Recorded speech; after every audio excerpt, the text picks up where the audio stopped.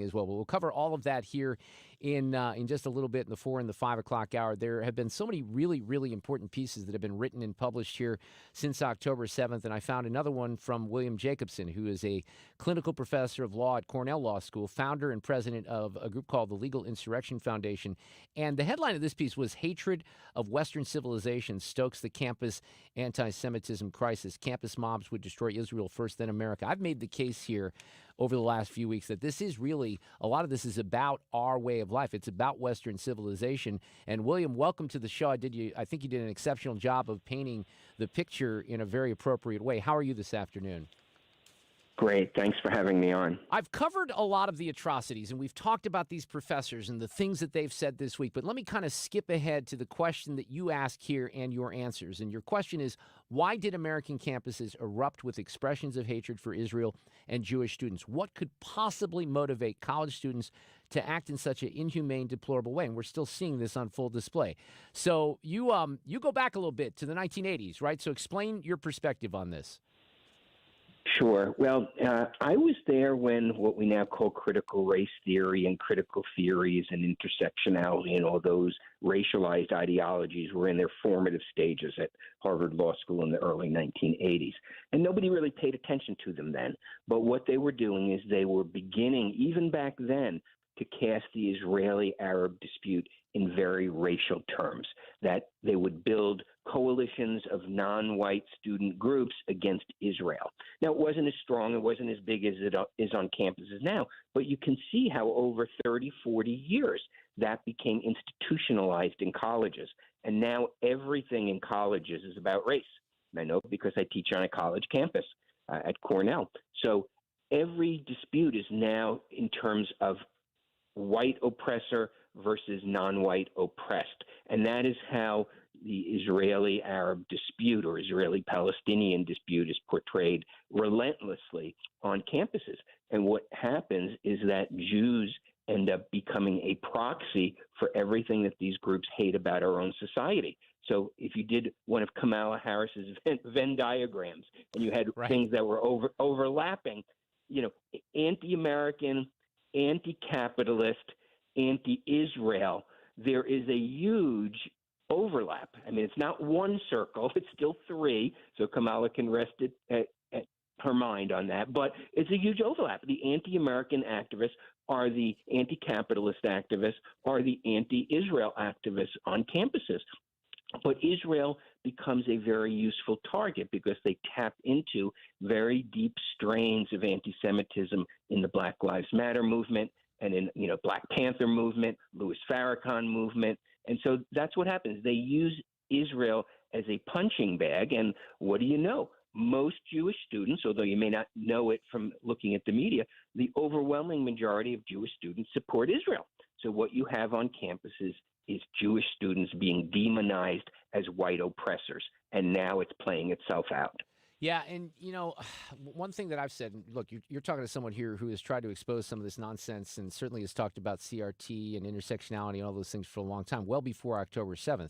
And one of the things that's interesting to me is now, as you point out, this is being amplified as this oppressed versus the oppressor. I mean, you hear it in the sound bites from these kids on the campuses. And this, as you point out, Professor, has been building for decades, I guess. The thing that pisses me off, I mean, there's a lot, but as you point out here, you have these college students, these young kids, many of whom, let's face it, they didn't grow up in poverty. They have trust funds, et cetera. They're at these Ivy League schools.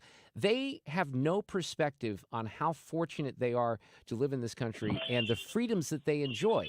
And they don't ever think about it in other terms. And I don't know how you change that. Yeah, well, I think people are living in an unreality. I mean, anybody who knows what happens when communism takes over could not be in favor of it. And so they have no historical perspective. They have no historical perspective on our own country. The United States on campuses is portrayed as uniquely evil, like we were the only country in the entire globe who ever had slavery. I mean, they're not told that at the time we had slavery, and I'm certainly not excusing it, it was a worldwide phenomenon. We were the ones who ended it. We were one of the first, if not the first, to end it. But they're not taught that.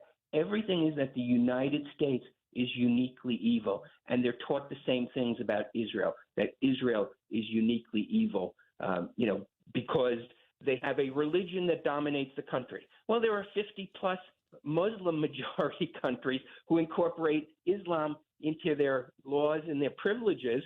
That's never called apartheid. So, you have this demonization of the United States. You have the demonization of Israel as the useful tool. And you have essentially the paradigm that you have from the Iranian mullahs, which is the U.S. is the great Satan and Israel is the little Satan. But Professor Jacobson, he is a clinical professor of law at Cornell. You know that the indoctrinators live amongst you, right? These are the professors and the administrators. I give you credit. I don't. Usually, it's people that write things like this that are, professor emeritus, if you will, not necessarily active. So it's unbelievable to me, and I give you credit for that, by the way. That indoctrination. We've heard from many of these people. We've seen them rip down posters on video, right? That's what's happened, and these are the people that are there. And again, I don't know what you can really do about it at this point. Well, the faculty is a huge problem. It is a one-sided portrayal of the conflict. It is something that does not reflect American general opinion on things, and Israel is demonized relentlessly. A lot of people are aware that conservatives are not hired at universities, or if they are hired, they're eventually driven out. Same is true for pro-Israel professors. It's very hard to find, even on a campus like Cornell, which is not bad compared to some of the others. It's got its problems, but you'd find very few pro-Israel professors. Talk to any professor or any PhD student who's looking to go into academia. They hide any pro-Israel activity they've ever had because they know they won't get hired. And so you have, just like you have a disproportionate, unnatural imbalance between far left and left professors versus professors who are moderate or conservative, you have the same imbalance. I would say it's probably even worse between anti-Israel professors and professors who are at least neutral or pro-Israel. And there are several thousand professors around the country who have signed on to the boycott of Israel. There are multiple large faculty professional organizations like the American Studies Association who have signed on to the boycott of Israel. The professors are an enormous part of the problem on the campuses, and it's one that no administration is willing to address. I think about this lately. I've been thinking about this in terms of what's going to happen here in a couple of years in the semi-quincentennial. I was 11 years old in 1976, and we're going to get very close to the 250th birthday of this country, 2026. And I feel like half the country, certainly these younger people, they won't care about that, and they don't love this country, and I don't even know if they want to be here. So where does that leave us as a country? Well, it's what's very frightening, and we're already seeing the signs of this, because a lot of the people who were raised in this culture on campuses have now moved on to big tech and high tech and positions of power. And that's a problem. And I think it's only going to get worse. I've said for many years that what's happening on campuses is a threat to our country's survival because they're balkanizing the country. They're setting groups against each other based on race and ethnicity and religion. And if you wanted to destroy our country, what would you do any differently than is happening now on campuses? Well, that's a very valid question, and I certainly have appreciation for that. Before I let you go, and I don't have time to get into this, but I'm very curious because you have a website that's called criticalrace.org, and I'm ashamed that I don't know about that. But tell me a little bit about that.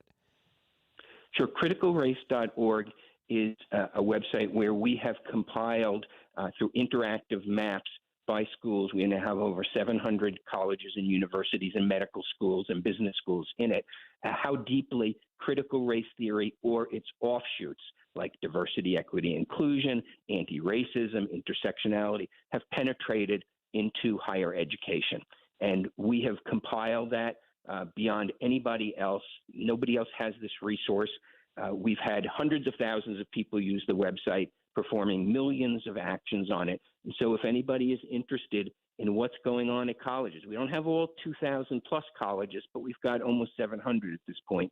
You can go there, you hover over the map, pick your state, have a drop-down menu, pick your school. We think it's a really useful resource for people. Well, I think it's awesome. I'm going to check it out for sure. It's criticalrace.org. Professor, thank you so much. Keep up the fight. We need more like you, and I really appreciate you coming on here on 97.1 FM Talk in St. Louis. Great. Thanks so much.